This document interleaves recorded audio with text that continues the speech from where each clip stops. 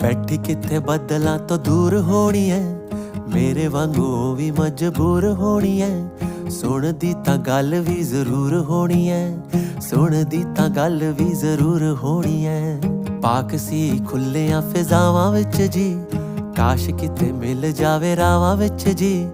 ਰੱਬ ਸੀ ਉਹ ਮੇਰੀਆਂ ਨਿਗਾਹਾਂ ਵਿੱਚ ਜੀ, ਬਣੀ ਕਿਸੇ ਚੰਨ ਦੀ ਹੂਰ ਹੋਣੀ ਐ। ਬੈਠੀ ਕਿੱਥੇ ਬੱਦਲਾਂ ਤੋਂ ਦੂਰ ਹੋਣੀ ਐ, ਮੇਰੇ ਵਾਂਗੂ ਉਹ ਵੀ ਮਜਬੂਰ ਹੋਣੀ ਐ। ਸੁਣਦੀ ਤਾਂ ਗੱਲ ਵੀ ਜ਼ਰੂਰ ਹੋਣੀ ਐ, ਸੁਣਦੀ ਤਾਂ ਗੱਲ ਵੀ ਜ਼ਰੂਰ ਹੋਣੀ ਐ। ਪੱਥਰਾਂ ਦੇ ਵਿੱਚ ਜਿਵੇਂ ਫੁੱਲ ਉੱਗਦੇ, ਅੱਜ ਕੱਲ ਸਾਥ ਯਾਰਾਂ ਕਿੱਥੇ ਪੁੱਗਦੇ।